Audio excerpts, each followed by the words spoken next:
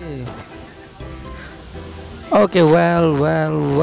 Good morning everyone. So how are you today?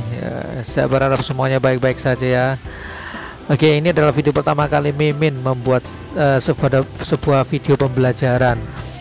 Karena banyak request sih dari beberapa teman-teman yang ada di Instagram, kemudian ada di Facebook untuk membuat sebuah video pembelajaran. Jadi biar belajar bahasa Inggrisnya itu cukup di rumah aja, apalagi sekarang kan lagi musim pandemi itu. Nah, oleh karena itu Mimin sengaja membuatkan video ini supaya kalian itu bisa belajar dan langsung praktek. Nah, itu. Oke. Dan video Mimin nanti sampai ke terakhir itu akan membahas sampai besok-besoknya lagi ya, maksudnya bukan terakhir satu video ini enggak, tapi di video-video selanjutnya itu akan membahas keseluruhan tentang bahasa Inggris. Jadi nggak hanya tentang masalah grammar saja atau vocab saja atau pronunciation saja atau praktek ngobrol juga, enggak hanya itu. Jadi semuanya akan kita gabungkan. Yang penting adalah satu, kalian nanti setelah belajar ini kalian harus praktek. Itu yang paling penting, karena bahasa Inggris itu adalah diucapkan, bukan dipendam dalam hati. Nah, ada beberapa sedikit ini tuh. Cuman pada saat ini Mimin hanya akan membahas tentang masalah grammar. Cuman gak semuanya sih, hanya beberapa aja di grammar awal. Makanya di sini saya tulis for basic student. Oke, masuk di materi grammar.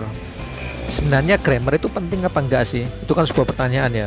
Grammar itu penting apa enggak sih? Maka saya jawab, sebenarnya mau nggak mau ketika seorang itu ngobrol itu harus berhubungan dengan grammar. Cuman nggak semuanya kita gunakan itu. Jadi kalau seandainya ada yang bilang nggak usah pakai grammar lah kalau ngomong, nggak penting, itu salah sebenarnya. Karena ketika dia ngomong dia mesti menggunakan subjek verb, itu pasti. Nah itu adalah grammar. Nah itu, cuman nggak semuanya grammar harus kita pelajari. Itu yang penting itu adalah mendukung kita untuk bisa ngomong, maka itu yang digunakan. Sama dalam bahasa Indonesia itu loh. Kalau dalam bahasa Indonesia kan nggak semuanya kita sesuai dengan strukturnya Indonesia.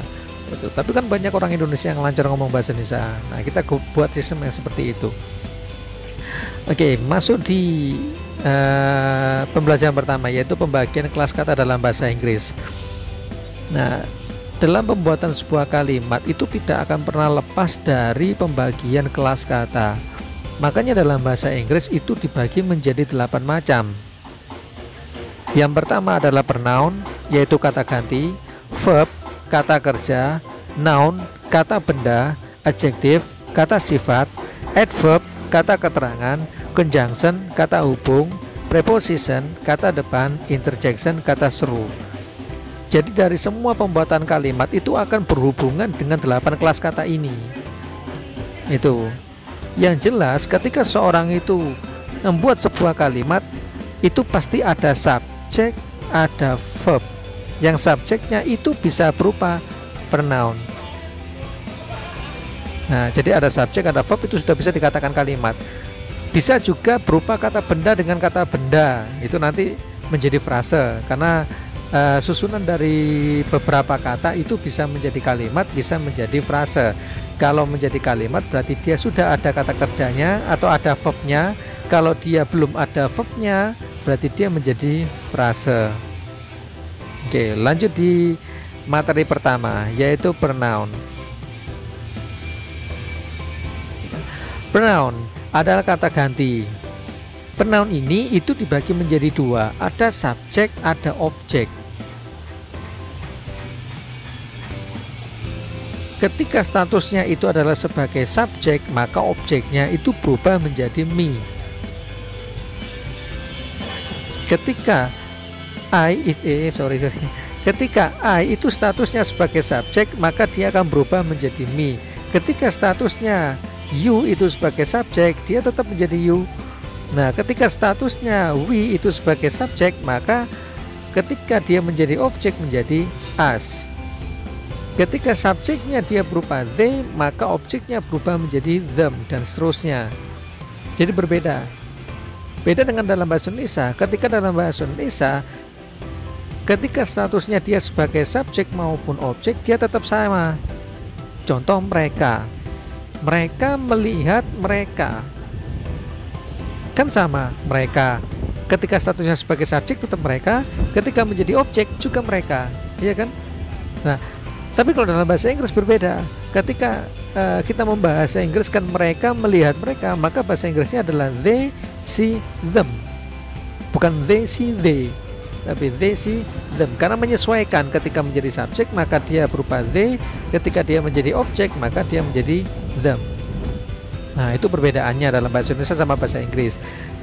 Oleh karena itu, dalam materi pronoun ini sangat penting kamu harus bisa menghafal subjek dan objek. Gak harus dihafal sih, yang penting inget, itu aja. Kalau nggak mau inget-inget nggak apa-apa, yang penting dikenang. Tapi yang jelas kalian harus tahu bahwasanya ada perubahan antara subjek sama objek, tidak sama dengan yang ada di bahasa Indonesia. Itu yang paling penting.